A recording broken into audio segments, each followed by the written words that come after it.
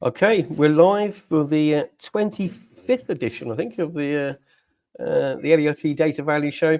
Today I've got Hugo Liu, a rising star of the data community, from a product called Orchestra. So let me add him to the show now. Hi, Hugo. How's it going? I'm doing very well, thanks for being on it. I normally just share with the audience how I normally met the guests, but I think the first time we met was one of our meetups, I think, wasn't it? I believe. Yeah, I think so. Yeah, one of your Q-Bar meetups, which is in Shoreditch, East London, for those of you that are familiar with London. Yeah, and it's the next one's favourite one. Yeah, the next one's on Wednesday this week, so the 17th. So luckily we haven't clashed with your meetup this time. So I think we were one of the other competing meetups at the last one you had. But for the audience, you want to give yourself a bit of an intro and a little bit about your background and about the company. Yeah, absolutely.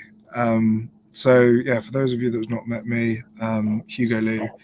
I'm a data engineer by trade, but not one that came in via the software engineering avenue. I very much fell into it. I used to work for a company called Joule, which my friends over in the US will be familiar with, mainly because vapes probably affected people under 18 in your life, and Joule was probably the part of the reason for that. But I joined in the European strategy team. They were expanding across Europe, had to do reporting for 15 countries, and just doing that in Excel was just far too painful. So that's kind of how I learned data engineering, learned SQL, and learned BI, and started using some of my data science skills. And basically been doing that ever since. And I think might as well jump to your next question, Chris, which is what am I doing now? And basically, something I never understood at Joule was why there was a 22-year-old guy called Paul getting paid 3 times what I did to maintain a Kubernetes cluster.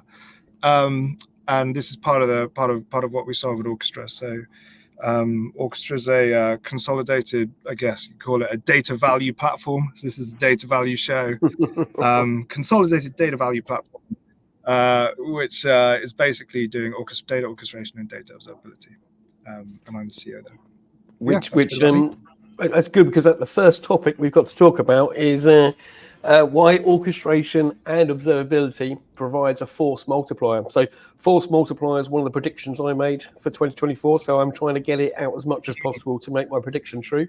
And what exactly do you mean by the force multiplier? Okay. So this is something that I think came up when I was on with Guy. I can't miss his surname now. Anyway. And it was talking about how, okay, I'll giving it my analogy of it. So if you're building a 50-story penthouse, 50-story apartment block, the penthouse, it's worth 50 million because it's built right at the top. So the force multiplier is the fact that you built this whole building that gives you the ability to actually put the cherry on top and make the premium from that. So how I like to use the term force multiplier is, it's when the sum of the parts are worth more than the individuals. So you've created an environment where combining multiple aspects has given you a X times return that you wouldn't have got unless you put those things in place.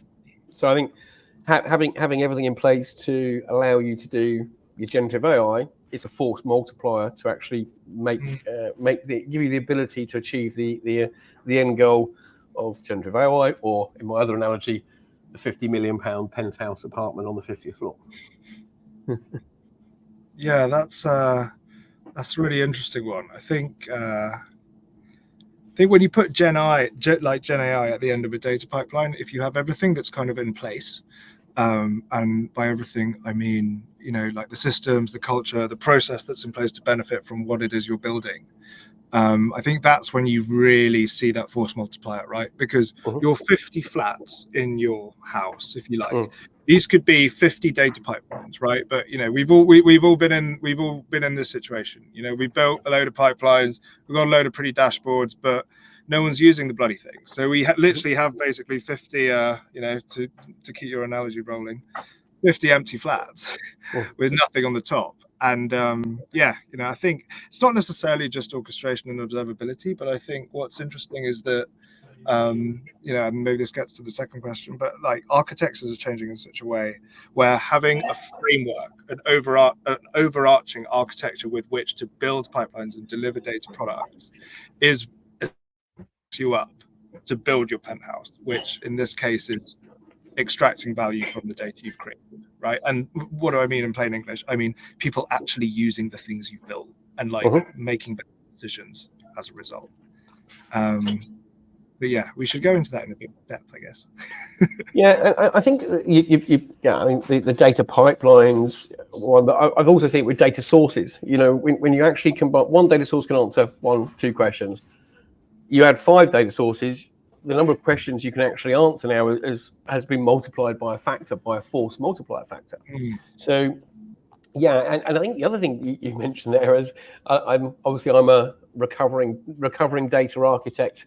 That was my bag for many years, and it's my passion is still designing things that I think are sustainable, extendable, future-proof, and provide that force multiplier aspect.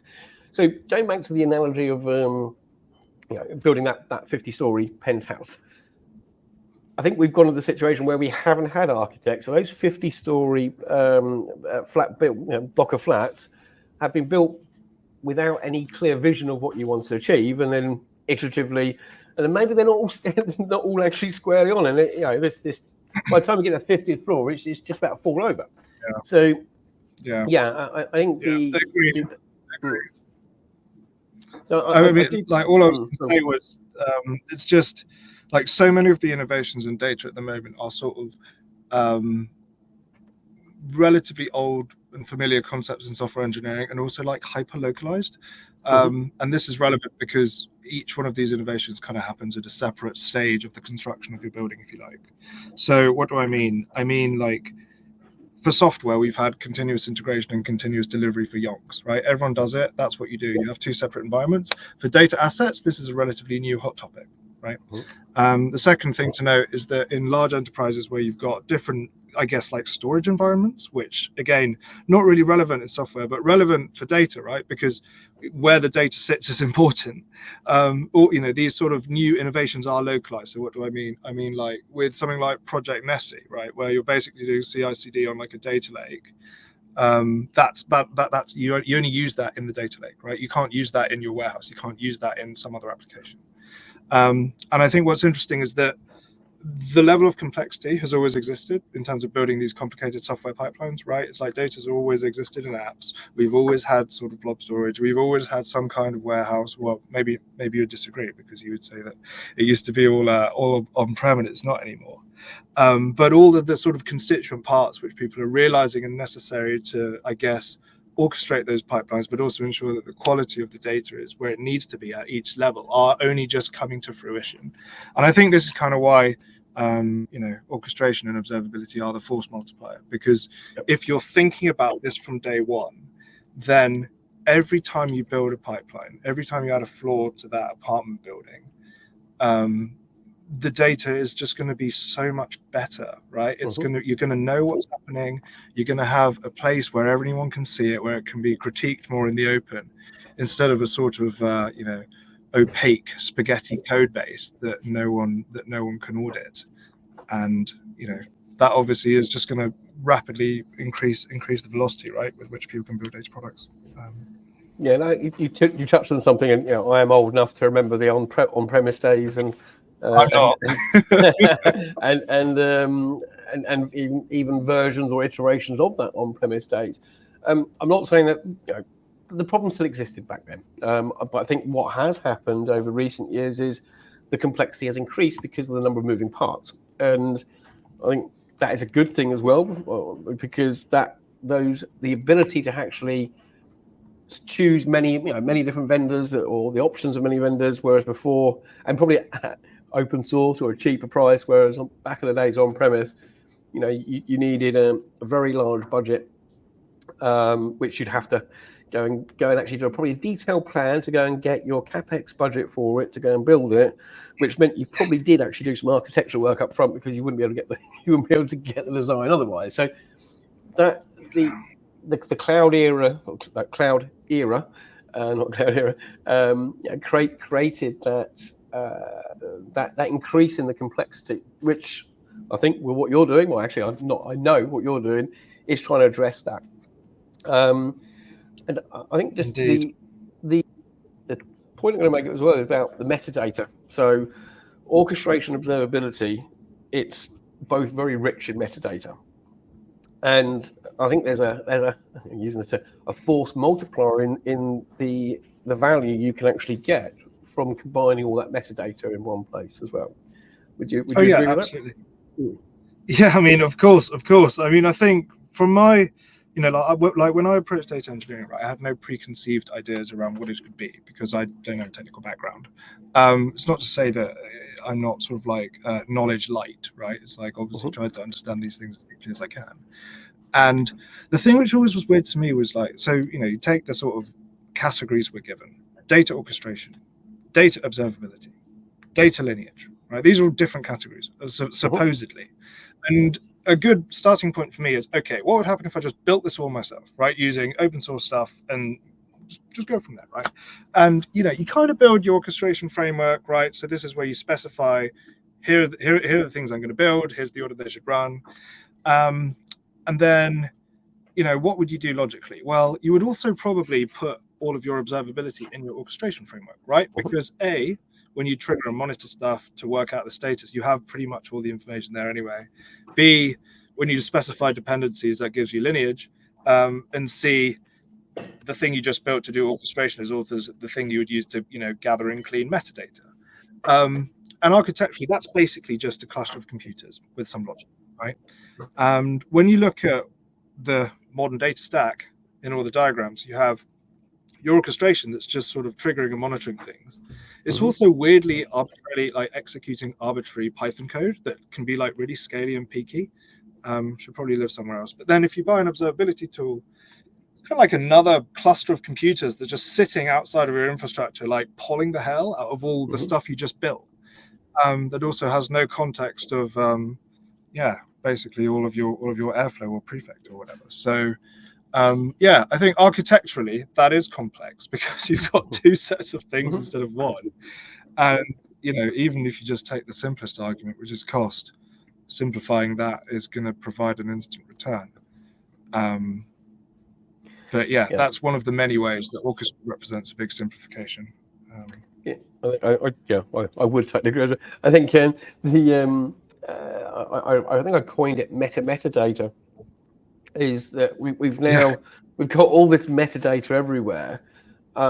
We actually need the metadata on the metadata to actually make sense of it. And there's many observability products out there, and depending on your budget and depending on how big a problem you've got, depending on which one you'd go for. But the reason the environment has created a need for this, rather than you step back and using that old architecture hat on again. Well, it's not that exactly. And if you think about, it's incredibly complicated. And you just have to look at the logs that something like Fivetran will spew, right? It's a lot of information. Like no one needs that much. And you go back and ask yourself, okay, why do I need this information, right? Most people with a data engineering hat on, they'll say, well, I need it so that I can work out what the hell has happened if something breaks, right? You don't need absolutely everything to work that out. You need stuff like error message, like durations, like dependencies, right? You speak to someone in a regulated industry like healthcare, they'll say, well, actually, I need end-to-end column level lineage, right? Because it's a regulatory and audit requirement. Completely different use case. And again, you don't need half the stuff the metadata, like an observability platform give you. So I think it really depends on the use case. And what we're doing at Orchestra is we're trying to answer a slightly different question, which is which data pipelines and which data products truly drive value.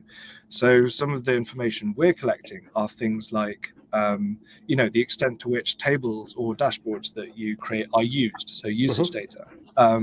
Additionally, things like cost data, right, for how long your computers are running. So Again, it's the ability to fetch and present that specific metadata for the exact question you're trying to answer, which I think is the thing that drives value, rather than having an enormous repository of everything. Although there is a use case for that as well, which you can probably guess. Yeah, and starts with A and ends with yeah. Sorry, excuse me. I'm going back to I've hated the term observability because whenever I've spoken to any of the vendors out there, no one gives me a consistent answer of what actually you're observing, and we don't do the quality. Oh, we observe it, we don't do this bit. And I'll probably I'll just pick up this slide here. It's got a little picture. How can something do observability and not quality? I thought they sort of went hand in hand in this world. I would agree as well. Let me just show you. The camera share my screen. That's all. So we'll do the right one. Dump those windows. So here we go. This is the first time ever live sharing. I've always normally get it into. Yeah. So this is something I put together a little while ago of rather than calling it. Yeah. So, and we can just go through these because I think it's quite interesting to say, okay, what would we think goes into observability and what doesn't? And then I'll start at the bottom, the level 1 application.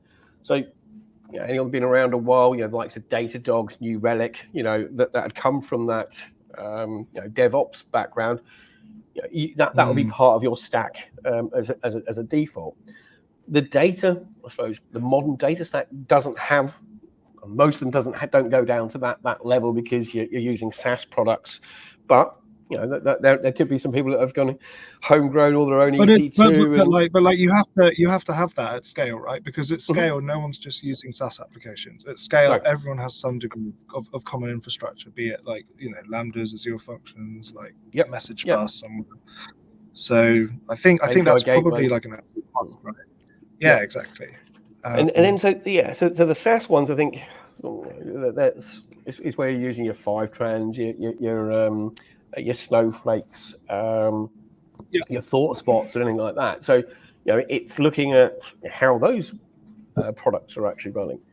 The next one I got is connectivity. So connectivity could be the DAG, the orchestration. How it's actually all being run together to see where particular jobs failed, or what the dependencies were of it, or any time constraints. Your batch isn't running well enough. Okay, it's dependent on a piece there. Then I think the next one is the content. It's rather than say quality, it probably moves into quality a bit, but its content is. I've just had 4,000 rows here. Has the content gone right? Gone the right way across? Yes, I've weighed it in, weighed it out, and then quality is of the data that has been weighed in, weighed out.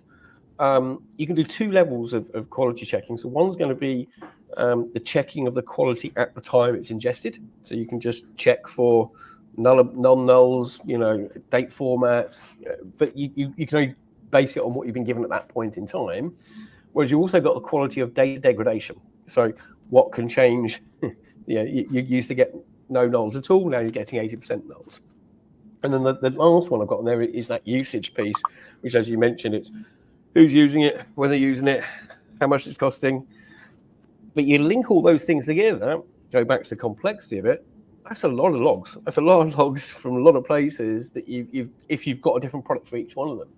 So the more that you can centralize this stuff and actually have it. In a place and maybe modeled in a way that the relationship between it, you're going to get that single pane of glass to see, observe how your platform is running. I think it's very interesting. I think it's a helpful way of thinking about it, right? Because they're different hexagons sort of correspond to, I guess, a different a different depth of the pipeline that the data's at. So, for example, your usage is only relevant to the data after it's basically been cleaned and it's in a dashboard, right? Your application stuff is only relevant when you actually have an application running, probably move some data somewhere. I think what we'll see is basically different parts of the pipeline specializing in focusing in these different hexagons, right? And then systems like Orchestra, which are sort of in place that exist to like connect them up robustly. So, say I know that, like my service bus is good, right? And the status is healthy, that it's running. Say I have access to the logs for the last half hour and I know there's nothing dodgy in the logs, then if I am Orchestra, what I would then do is maybe kick something off afterwards, right? And then in that way I've basically I've localized that application data, but in such a way where I don't need it. I don't need any other parts of my data pipeline or data infrastructure to be aware of it, right? Because I've basically said, I've checked that, you guys can go and do your thing now. And I think this is sort of the same ethos that the sort of data contracts mafia try to take to everything, right? It's like, as long as you're not violating the contract, the different parts are all going to be happy as Larry, right? Orchestration is a bit similar, but not really. We're not going to talk about data. Yeah, we'll get to contracts maybe at the end because it's an interesting topic as well. All right, so let's see what we've got back on the agenda that we had anyway. So, let's find my notes again. Yeah, so I think the next one is how we need to embrace simplification. So, I think we've touched on the need for it, but how do we achieve that simplification? Yes, big question. I think I'm in a position of privilege, shall we say, because I've spoken to a lot of data teams that are all solving the same business problems, using the same things, but been entrusted with a lot of information. And I think what's interesting is nobody all spends their time like writing SQL, right? Or building pipelines when they're sort of reasonably mature, right? Everyone's done that, right? Everyone kind of spends time doing two things. One of them is a business problem, right? Talking to people, getting buy-in into data by sort of like senior leadership and improving data literacy. The other thing is building infrastructure to manage the infrastructure. And the frustrating thing is that it's like this, everyone's doing the same thing, right? So give a really simple example, right? Someone has a program that downloads a run results artifact from dbt Cloud, flattens it because it's a horrible nested JSON, creates a table with all the run results, and then someone has another app that looks at that run results and then sends people an alert telling people what models have failed into different channels for different severities. It's like, that is a great example of simplification, because dbt Cloud should obviously just have that feature, but it doesn't. And it's sort of like these, I guess, like metadata management operations that are basically boilerplate code that everyone's writing. And we've seen this in orchestration for a long time, right? It's why Airflow has the concept of plugins, right? So instead of saying, okay, I'm going to write a script to trigger Fivetran and monitor Fivetran, you just say Airflow Fivetran operator, blah, and then it works. I think we're going to see more and more the same things for, I guess, like things like metadata management, and also operations that manage the, I guess, like deployment of data, right? So a good example is how in Snowflake, sometimes people will have, like a pre-production environment where they test all of their quality data, and then they'll have another production environment, right? Which is the thing dashboards look at. There's no need to replicate the two and have them identical replicas as each other. You can just sort of have a simple clone command as the final bit. And that's, it's sort of like these sorts of types of operation, which are currently quite complicated. Which I think can be simplified by using things that already have that boilerplate logic in them. I like the term boilerplate as well, and it's something we've been doing for a client at the moment. It really is the same thing everyone's doing. And the crazy thing is that it's all getting done in different ways, which means no one can agree on the best way to do it, which is quite interesting. I think I suppose it leads on to the next one a little bit, but I think that is probably what's underpinning that simplification is how the roles of DAGs have changed. And the days that we just had Airflow, where Airflow just kicked off things and anything else you had to do what was kicking off, you had to go and code it. It's more than that now. Orchestration is providing more than just run this, run that. It's actually helping codify what you're actually running as well, or simplifying that piece. Sorry, just to say I think one really important thing is having an idea of what you expect to happen. There are so many companies I speak to that have data sprawl, so where they just don't understand why they've got so much stuff going on, right? And if you're specifying everything using an orchestration tool, you obviously make a declaration of what you expect to happen, right? Which makes sort of, I guess, like data estate management a lot easier, because you can say, okay, that should exist, that should be running, that shouldn't exist, that shouldn't be running, right? Okay, that dashboard wasn't created or refreshed by Orchestra, but it was created by a head of sales and it's serving him. That's great, right? I think that's an important thing that I guess some orchestration platforms have taken on that didn't used to exist before. So do you see? I mean, we'll talk about data products now, and data ops is one of the things that can facilitate having the ability to deliver data products. So do you see? And I suppose I think I'm not putting words in my mouth here, but DAGs are the central. Your digital, your orchestration is the central piece that touches everything. It has to. So how do you see? Well, let me ask you a question. What's your definition of a data product here? Okay. Yes. Okay. Right. So we should do that.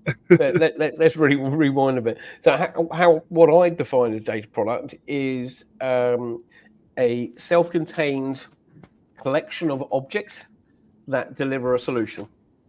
So how far I had gone to the purist route of saying a data product needs to have a SKU. If you're going to be a product, it has to have an individual item you're selling, but that's not. I don't think that's how the industry is seeing data products. So Chris, we call them GUIDs. Okay. Well, SKU being a supermarket sort of definition of an individual item, but So if to deliver that collection of objects that all together provide a solution, data ops obviously helps coordinate all those different activities and the deployment and maintenance of that. So with the orchestration being the thing that touches all the different pieces of code, do you see that becoming more data ops a focus on orchestration products? I don't see why not. I mean, it's the logical place to put it, right? I think the thing which so many data engineers, myself included, find frustrating around data products is that we feel it doesn't really add anything new, right? So we say, okay, I already have my pipelines, already have my dashboards. Why is you arbitrarily grouping them into things worthy of my recognition? But it does kind of make sense because it allows you to aggregate, and I think building our platform has helped me realize that, and it makes sense to put it in your orchestration plane, right? If you are able to say, okay, here's a pipeline that triggers and monitors these dashboards, right? It builds these dashboards, and it's dashboards plural, right? You then want to know how that state performs holistically, right? It's not sufficient to just know the different. So you do need to group them in some way, and I guess. How would you do this in Airflow? I guess arbitrarily put an ID on them and then have some other tasks that push metadata somewhere. Feels a bit extra. It's quite a lot of code. But yeah, I think basically this is the logical place to put things because it's where you say what you expect to happen, and it's where you declare what is part of what. There are probably some good counterexamples to that, but I've not found those.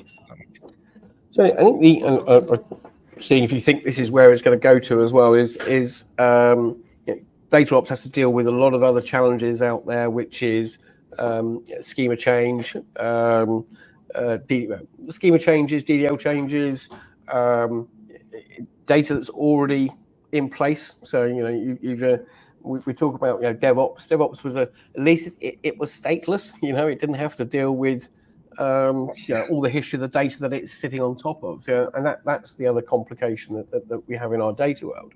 Do you see that do you see that a way of extending the use of your orchestration to be able to look at things like schema change. I think that's a really good point. I think in your example, there are two scenarios where it's relevant, right? So the first is if code changes, right? Maybe I've changed the definition of a metric and I have an incremental model. So if I run that, then my changes will only be reflected in the last day's data, but actually I need to change it for 1,000 days, right? How do I do that? I would say I'd argue that's a sort of system which is localized to your, I guess, like development and push to production environment, which isn't something I view like orchestration tools as being responsible for, right? It's like when you update your Airflow repo, Airflow doesn't update anything, you just change the code. In terms of when like new data arrives, so like maybe there's a schema change, right? And then something's broken. That's a really interesting one because you obviously then have a need to do what's known as backfilling. It's obviously just the one-off process of making sure all of your historical data marries up to whatever the new stuff should be. I don't know is the candid answer to this. I think there are some really, really good implementations of backfilling in some modern data orchestration tools. Dagster is the best example. They have like a really, really, really good article on how to do backfilling. You can obviously also do it in Airflow, but I think my main sort of like overarching theme towards this is if you're building things in a sort of like localized and robust way, then even if you have a sort of like schema change, it should be relatively easy to manage, right? So like when you have a really long, big, complicated DAG of like lots of stuff going on and the environments are not well handled, that's when this becomes a real pain. But if you're able to sort of like limit your schema changes to maybe you have a process that's going from ADLS in data lake Azure, that's pushing that into a .delta table, right, which is Databricks version of like their SQL format, right?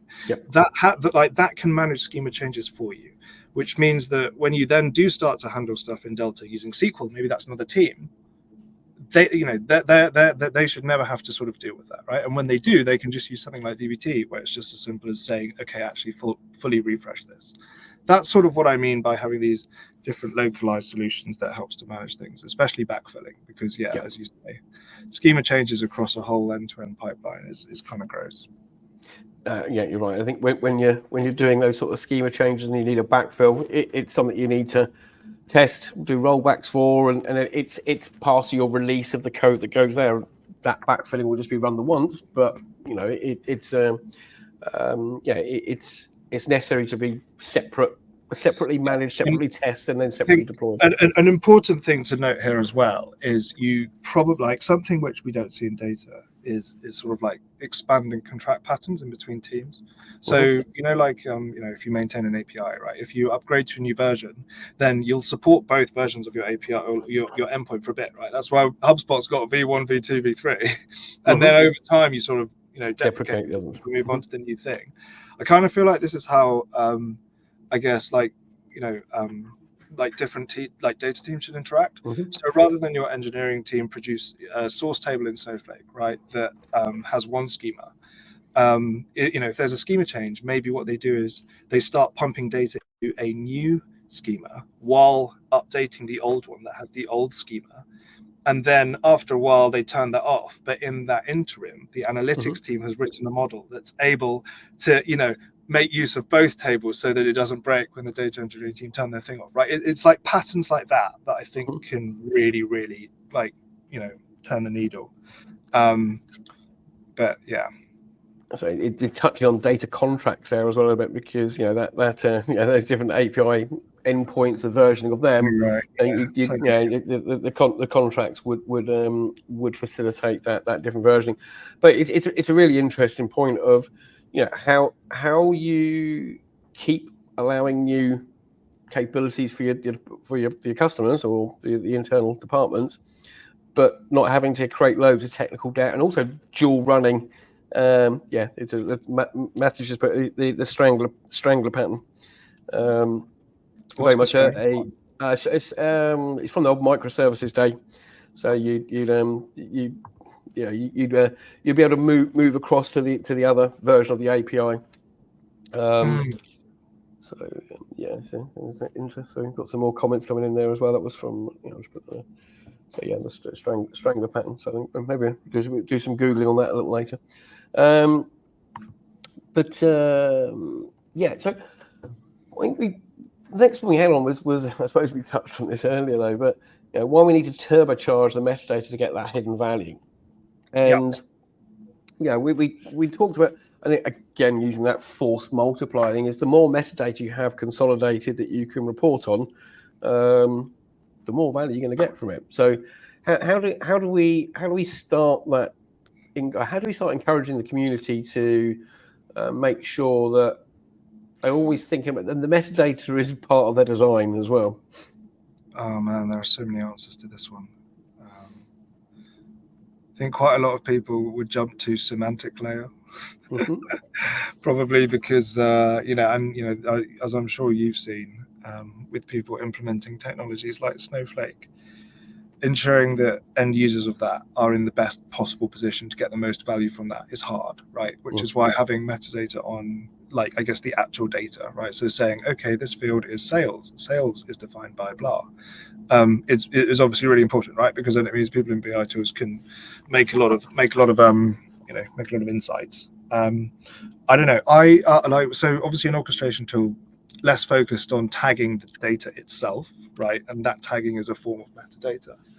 I think when you say tagging, you talk about like Snowflake tagging the objects in there. So, yeah, sort of. Yep. I think more like when you would assign like a description to a column, right, or like a description to a table, an owner to a table. I think there's an enormous amount of value in basically just knowing exactly what's going on in your data estate and correlating that to your pipeline runs, because it very easily tells you, what the things which are powering your data ecosystem are and where you need to focus. So from like an infrastructure perspective, right? Imagine if you knew how much every single one of your operations costed and exactly what depended on all of those operations, and you're having scalability issues, right? Like that data would be incredibly helpful, even if you just fed it into like an LLM, right? And because it would just say, yeah, you should probably spend some time looking at this thing. So that's sort of the way I approach it. When it comes to actually making the sort of like BI layer like really, really, really usable, that's not the sort of my main area of expertise. But I think anything that helps people do semantic layering, right, and have a single version of the truth is obviously going to be helpful. But this is why you do orchestration, right? Because then you makes you do a bit less instead of having 5 people build 5 versions of the same table. Yeah, and I think going back to that the simplification piece. And what have you seen in terms of turbocharging metadata? I'm curious to know what's your mind. Yeah, and I think there's a simple. I'm going to go. The word I've written down here is requirements. So if you actually write down the requirements of what you actually want to achieve from and what that metadata is, and you can actually start defining a reporting structure, albeit on top of your metadata. I'm not saying you go and build a whole data model and pipeline off the pipeline to go and manage all your metadata. But if you can identify the key heat maps of the metadata and where if I'm just doing some more comments coming in, when we actually got an understanding of what questions you want to answer, and then I'll let you see where that metadata is mastered, and you can then start to identify keys that can be passed through them. You can then use maybe your DAG to actually hold some variables or values. That means that later on you can join these things up, because always doing it after the event and go, right, now I've got this up, well, now how do I join it together? Well, now you've got to work it all out. Whereas if that's part of your design phase, I'll put my architecture hat on again, go, okay, well, I know I need to actually feed these keys. I know I need to have the run ID that's there. I need to have a failure ID or a rejection ID. I need to make sure I'm keeping these things that I can then use to join back to other metadata that I've carried that attribute on forward. So, I think having some upfront planning of what you want to do with all your metadata, and I think the other one is, which probably alluded to that as well, is part of that simplification. The more moving parts you've got, the more different bits of metadata you've got, the more complex it's going to be to bring it back together. So if you're already in an environment that's got loads of moving parts, and it's something you've got to deal with. But if you're in that stage where you're architecting something, and you, do I really need to bring multiple products on to achieve this? Can I achieve it with less? Or when I'm looking at my vendor selection or building my modern data stack, do I need to go and I'm going to use this example. Do I need to go and build an ingest or use an ingest tool and a separate orchestration tool and a separate reverse ETL tool? Or should I use something that encapsulates all of that to means that it's simpler for me to perform that analysis on the metadata later? So I think a bit of planning, a bit of architecture, sort of like vision of what you want to do there. But then going back to what the nice little 6 points of levels on there, see which levels are relevant for you, because not everything's going to be relevant, and then work out with those requirements, which ones do I need to go and achieve that initial turbocharging of that metadata that goes and gets me that insight that either allows me to save money on some costs, react quick if there's been a failure, or identify failures that wouldn't have happened before, or even notifying the end client or the customers before something's happened, so they don't tell you this is wrong. You tell them, by the way, I've stopped it. We've rolled back to yesterday's point. I haven't showed days because there was an issue with it. So you've told them before they've told you. And that's another good benefit of from turbocharging that metadata. What additional value you've got from it? Yeah, it's an interesting point, because if I think about the types of problems you can solve with metadata, like, there aren't loads, right, that I can think of, right? There's like, if stuff is broken, what has happened? There's how much is someone using this thing? It's like, how much did this thing cost? And lineage, like what depends on what, right? And maybe also like estate management, right? What have I got that I didn't expect to have? Yep. And I wouldn't say these are sort of like hair on fire problems for the layman like myself, just working in tech. But maybe there are scenarios where there is, right? It's like you see more and more people building things which are products being sold on Snowflake and Databricks marketplaces. These people cannot afford to not know what the hell is going on, right? Because if stuff breaks and it gets into production, like that's the end. So maybe there it's like, yes, the problem is boring, but because the criticality of it is so high, it becomes quite an interesting one to solve with metadata, right?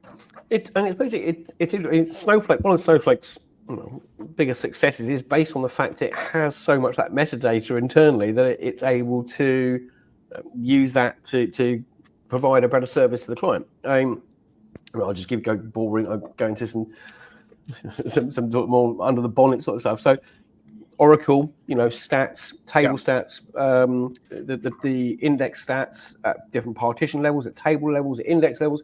It was never you would never have all your stats totally up to date, because the overhead of keeping them totally up, was just right. You wouldn't get any value out of the machine for the real purpose it's there for. Snowflake coming along and knowing about every single data that's gone in there, every single update that's happened to that data, every access path that's happened, that enabled them to create a product that was gave a better experience to the end user. I suppose you take that up the next level of what you're doing with Orchestra. So now all of that database layer has got all that rich metadata. If you're able to get all the other metadata from something that's then able to very easily join. I know, right? You've just got that complete picture. You've got everything running on top, and then everything that has run within the Snowflake. You're selling my idea for me, Chris. Oh, okay. Yeah. No, we hadn't even talked about this. We don't rehearse these things. So this is fresh off the off the cuff. Yeah, exactly. I mean, look, that's why that's part of the reason I thought it would be good, right? It's like, imagine you have this like long data pipeline with like 7 different things that you need to happen, and you have a list of every single bit of metadata on it. Like, wouldn't that be helpful? I just don't know. I don't have a really good idea of what you could use it for that would really be turbocharged.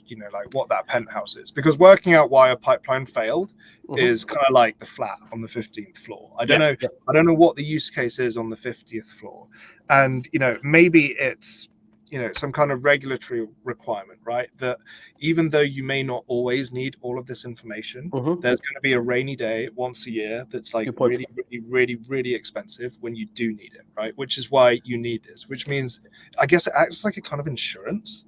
I think so. I mean I just wrote down SOX compliance. So so if you need to be able to evidence the whole path and transformations for everything that's happened that's gone into your ledger, to get your SOX compliant, you may be able to do that manually, by getting it all. But if the product's able to go, look, here you go, I can tell you lineage by the way back, source, quality checks on it. It's all in one place. Can my audit be signed off? Yes, no problem at all. There's a value in that. Whereas before you may have to have a couple of consultants coming in doing the audit, speaking to 5 different people where their information is, and they go look for it. Okay, yeah, we'll agree to your SOX compliance. It's really interesting because I have very little experience of understanding the regulations around sort of, I guess, like data engineering. Metadata information are required for companies and regulated industries to conform. I mean, like, do you know, like, how has that changed? I know PCI. I understand the credit card information very well. I understand sort of security from a GDPR and some of the other health industry as well. So there's SOX. I'm no specialist on SOX compliance, but I do know that it has to be. As soon as anyone's been putting anything into the accounting system that's gone through a pipeline, you need to be able to evidence that stuff. Interesting. So I think I suppose there's other one when you have audits of people coming in to evidence who's accessing your data to prove maybe it's a breach or something, or some data's leaked out into the organization, and your company's been accused of leaking it. And you say, look, there you go, I can provide you the full audit of every connection that's ever come in, what's ever been run, was it ever downloaded, what was the rows that were exported. I can confirm it never came. I think that's the thing that makes the most sense to me, because it was also a problem which I've faced before. So obviously, if you have, say, very common, right? You have multiple Snowflake environments, and different people have access to different roles, and the data in different environments are used for different things, different levels of severity, right? If you're sort of maintaining that using Airflow, then your Airflow instance, basically, like, there has to be some instance there that has access to do something in both things, right? Yeah. So there has to be something in there that can read from one place and like do it in the other thing, right? Either that, or you just have 2 copies of the whole bloody thing, which is obviously not good. And this is obviously a nightmare, because you do all of your role-based access control, you do all your data governance, but then your bloody EC2 instance that's running Airflow can just do anything. And I think that's a really good use case for sort of orchestration, right? In 24 is if you do genuinely have one thing that's capable of, I guess, like triggering everything, or even if that's localized, right? So even if the data engineers have one and someone else has one thing, right? You have like a policy that's like anything that happens has to be done by this role through this thing, then like it's going to be really hard for you to do something you don't intend. And if you do screw up, it's probably going to be because of some external factor that you couldn't control anyway, right? That I think is very helpful, particularly in times where tools like Snowflake, as I'm sure you've seen, are just so powerful, right? It's like you can trigger a single task in Snowflake, but if there are other things that depend on it, they can then just run, and you don't know what else happens beyond that, right? If you're using Airflow, whereas obviously with us, we've got all that information, which is quite cool. But yeah, governance, metadata, all needs to live on the same plane, right? Anything not touching the data itself is a metadata thing, and I think we'll increasingly see things sort of consolidating aspects of that. in 24. They already are, you know. Yeah, donate. It's well by default a little bit. It was vendors running out of money, or Snowflake eating into the functionality that other products were doing But before. that's at a different level, right? That's at the Yep. data level. So like Fivetran and ingestion tools are like touching the actual data, right? Snowflake Mhm. is storing the actual data, right? But then things like governance, orchestration, observability, none of that's touching any of the actual data. It's touching metadata. Yeah, It is technically data, obviously. But yeah. I mean, the governance. I mean, if you go to that tagging aspect, or if you put security on it, that's driven off the tagging, that's metadata that's held within Snowflake still. oh, So yeah. yeah, so you've got, I suppose, there's the tagging on the things that happen in the database that you need to link onto. There's the SIM tools as well, for example, security information event management. So likes of Splunk and other ones out there which may be looking for irregular access that's on there, which I don't think is an observability. It's more of a security focus, and there's tools out there for that. And I'm not suggesting that an orchestration That's product. the thing, right? It's like I used to look a bit at these when I was working in finance, and SIEM tools were very interesting because they were very, very expensive. Oh, yes, right? yeah. And Yeah, I never really understood why. But what I do know is that like you wouldn't be able to just port over a SIEM tool from like a SIEM tool designed for monitoring Azure, say, and then say, okay, can I use this for Snowflake? Like that wouldn't just work. No. So yeah, there's potentially something interesting there, right? Because Yeah, that's like if Snowflake is the data cloud, that's where all your data is. Then like that's actually probably a much bigger vulnerability than like your crappy little app services which exist in Azure that aren't doing anything. Because Snowflake's got that's got your gold dust, right? Yep. So yeah, so I mean, the use of the security monitoring it depends on the size of the organisation, and again, I think not back to your the expense of them, that they are expensive, and I give a couple of reasons why they're expensive. One is no one ever archives the data off it, so it just always goes in there, and no one ever wanted to go, okay, well, we only keep it this amount of time, so the price goes right up. And the other one is no one's actually defining the rules for the alerting part. So, if you don't know what you're looking for in these logs, you're not. It's more of a tick box exercise. yeah, but I think in smaller organisations there definitely would be a need to have some level of this, which could be a smaller, an MVP version or an entry level version, which companies wouldn't have the luxury of buying a SIM product. Whereas, okay, this can give me enough to maybe satisfy some audit requirement without us having to spend an arm and a leg. Yeah, definitely.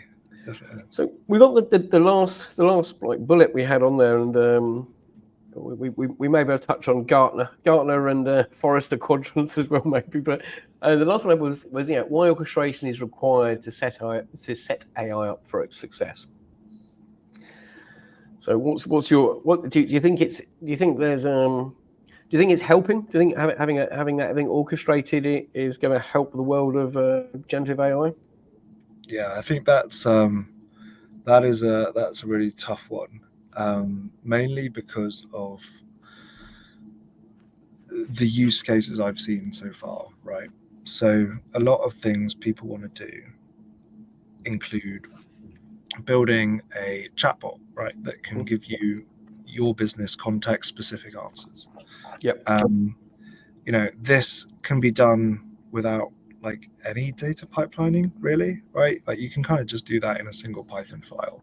It's not that hard. The other use case, of course, are people building products with AI that's embedded in them, right? So, I'll give you an example.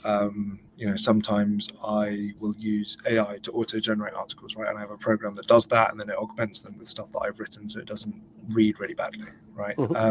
There are products on the internet that do that, right? And again, there you're not really using an orchestration tool because you've just built like a proper SaaS product. So, why do you need it? I think the real use cases will be when will be based off like really, really, really rich data sets that also include unstructured data, right? And that means somewhere your AI is going to be looking at this big repository of information and getting trained on it intermittently. And that is going to be expensive. And before you do that, you are going to need to have data pipelines where you basically check your data.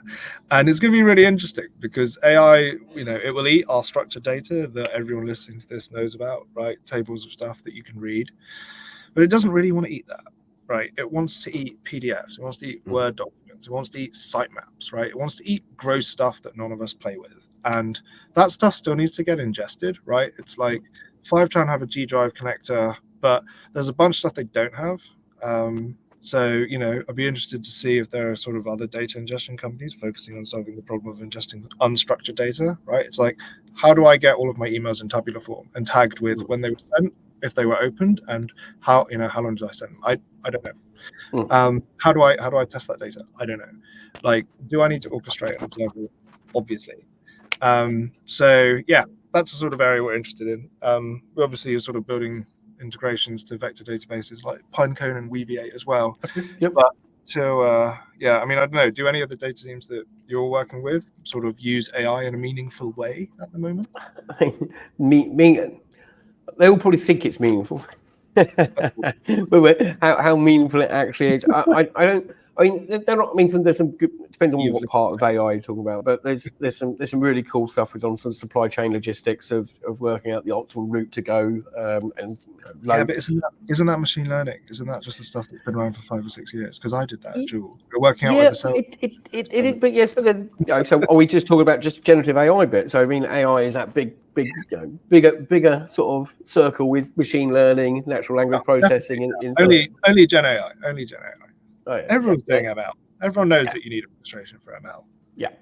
I mean, I suppose what you're doing is generative AI on. So how about? Okay, what's this? So yeah, how about orchestration? So let's just put one of here. We've got a question for Paul. I have to give some shout outs. Some people haven't said hello. So yeah, hey Dan, Val, Paul Sargent, Matthew Mullins, Frederick, all some comments from there, everyone. So yeah, so a question. Yeah, so one from Paul here. So how about orchestration of the use of Gen AI for data enrichment?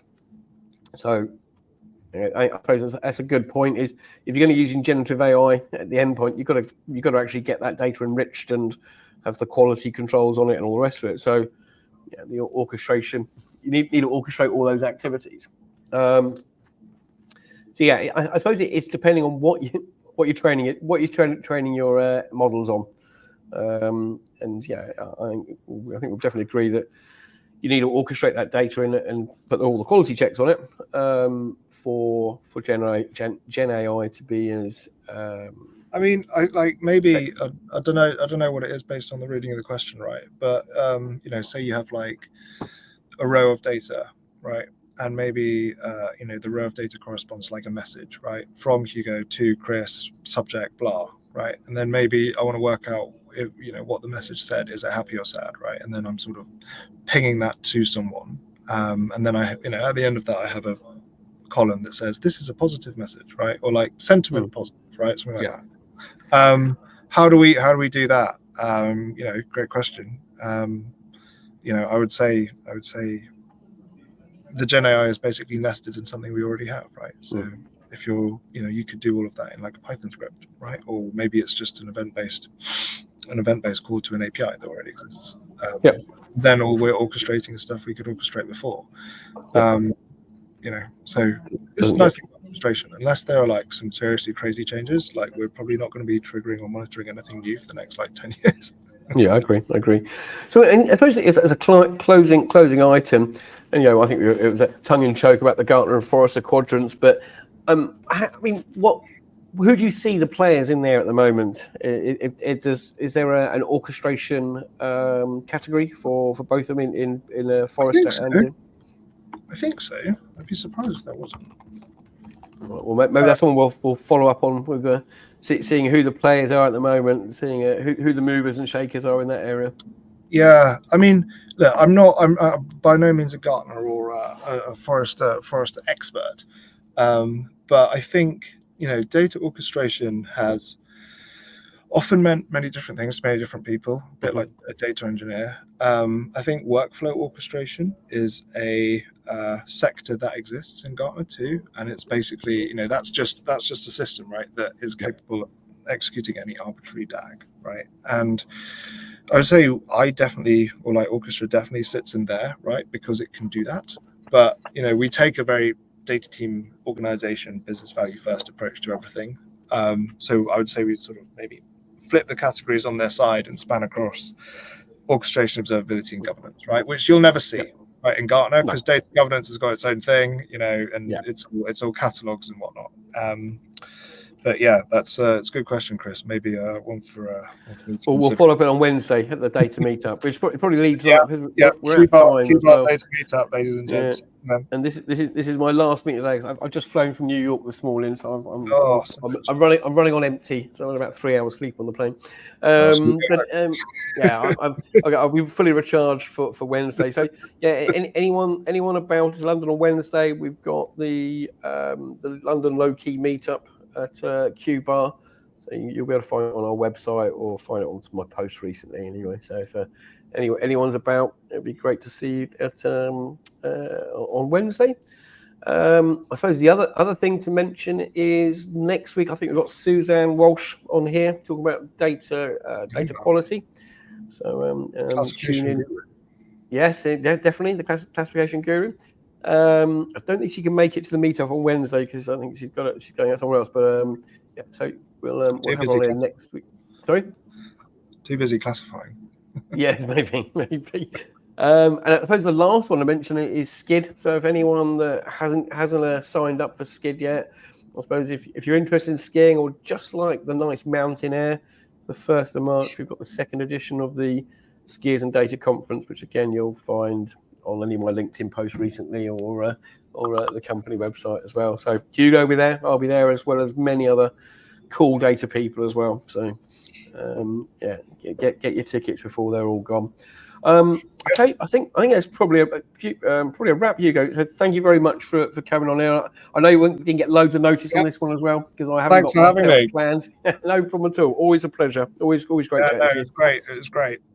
And maybe someone I know you've got something coming up. So if you want to share with some events you may have coming up in the next few weeks. I mean, happy to. I think the biggest announcement, right, is Orchestra's like running its beta. So if there are data teams facing like scalability challenges or simply want to understand what the value of their data products are, you know where to find me. And there's a San Francisco, Seattle-based data engineer community, which I guess I would say I'm a member of.